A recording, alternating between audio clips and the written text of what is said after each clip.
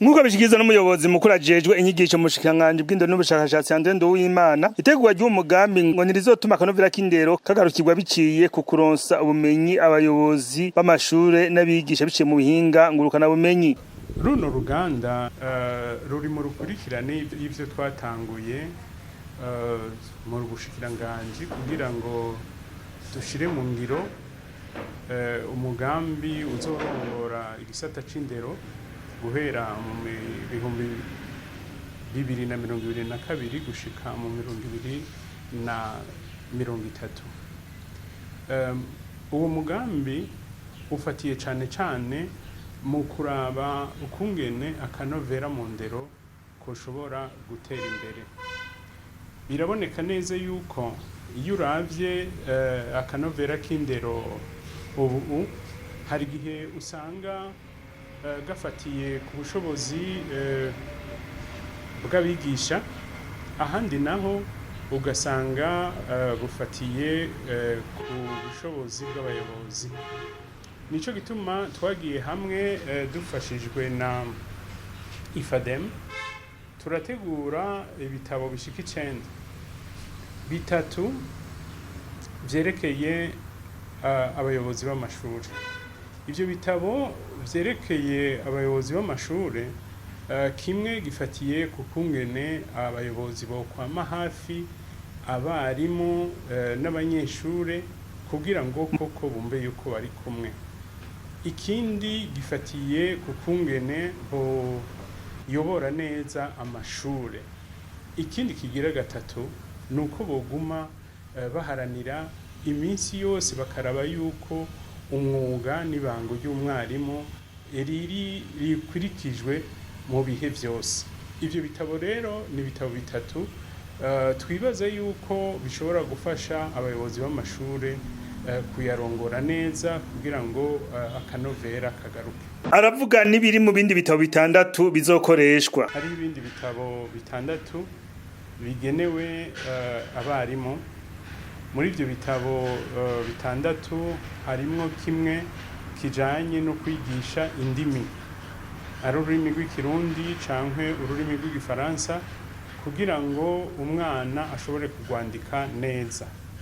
Hariho n'ikindi gitabo kigenewe umwarimu nyene kugira we nyene kimufashe kunagura ubushobozi bwiwe mu rurimi cane cane rw'igifaransa, kuko murabona yuko rutariko rurigishwa neza. Aha twebwe tukavuga tuti reka tugerageze dufashe abarimu baduze ubumenyi bw'igifaransa maze abana nabo baze bahatorere akoyoko. Abo kigira gatatu gifatiye cyane cyane ku kungene ibiharuro vyigishwa. Nkuko musanzwe mubizi, ibiharuro n'iryo shingiro ry'ubuhinga n'ubumenyi. Mu gihe ibiharuro vyigishijwe neza cane cane ukungene ubufindo bukorwa kugira ngo umwana umunyeshure ashobore kwiga no kwiyumvira, kuko burya ubufindo bw'ibiharuro bufasha umwana kugira ngo ashobore kunagura ukungene ashobora kwiyumvira no kubona ivyerekeye ubuhinga imbere. Ikindi gitabo naco cerekeye inyifato nziza y'umwarimu kugira ngo hame haba imigenderanire myiza y'umwarimu n'umunyeshure, ico bita les bonnes pratiques pédagogiques. Ikindi gitabo rero kiragaruka nka ca kindi nyene twavuga c'abayobozi kugira ngo ibango ry'umwarimu yama rigendera mu bihe vyose, cane cane aho mu bintu vyose agira abe akarorero ku bana. Nivyo bitabo rero vyashoboye gutegurwa, ubu naho tukaba turiko turaraba kungene ivyo bitabo twoshobora kubihingura, ivyo bita scénarisation, ku buryo dushobora umwarimu wese ashobora kubishikira akoresheje ubuhinga bwa none, akoresheje telefone cankwe akoresheje ibyo bita tablette. Izo nyigisho akazironka, ari imyimenyerezo akayikora, ari ibirimwo akabikora afashijwe canke wenyene ata muntu n'umwe arinze kumufasha. Ngayiba Konsili akora mu ishirahamwe mpuzamakungu ry'ibihugu bikoresha ururimi rw'igifaransa IEF mu kigo c'inyigisho n'uburezi IFEF kiri Dakar mu gihugu ca Senegal, aravuga uruhara rw'ayo mashirahamwe IEF na IFEF mu bijanye no kwigisha indimi n'ibindi vyigwa vya shure shingiro. Ishirahamwe mpuzamakungu ry'ibihugu bikoresha ururimi rw'igifaransa rifatanije n'ikigo mpuzamakungu gihuza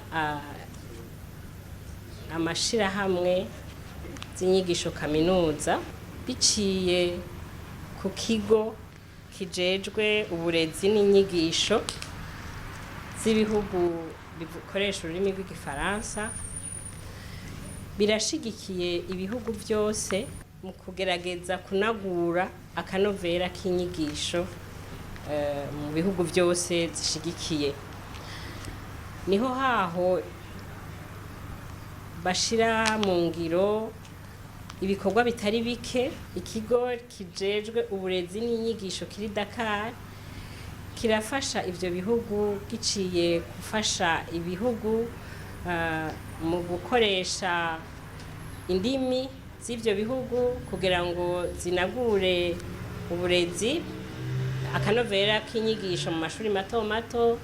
Kiranafasha kunagura akanovera k'ivyigwa byose bitangwa mu rurimi rw'igifaransa, kandi kikongera kinabafasha guhanahana ubumenyi n'inyigisho mu bihugu bisangiye ururimi rw'igifaransa.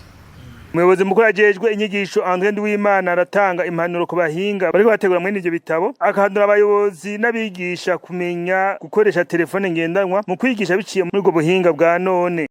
Aba bahinga turiko turakorana turababwira ukungene igihugu c'u Burundi cifashe, ukungene umwarimu w'u Burundi ameze, kandi kugira ngo bariko barabishira muri ubu buhinga nyene umwarimu ashobora kwiyigisha cyangwa agafashwa, ibi bita formation en ligne, n'ivyo bintu babikorereko.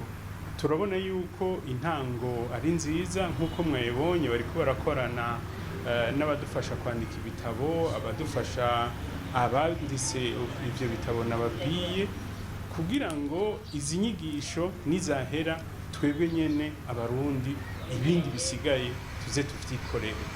Urumva nitwavyikorera ivyo byose tuzaba twamaze kubona ingorane twagize mbere, abarizo tuguma dukorera ko kugira ngo izo nyigisho zigirire akamaro abarimu, ziramira abarundi, maze uko turiko turagerageza yuko indero, akanovera k'indero kaza gakwire hose. Nk'uko mubibona zirya nyigisho duhora duha abigisha tubonana zitwara uburyo bwinshi cyane.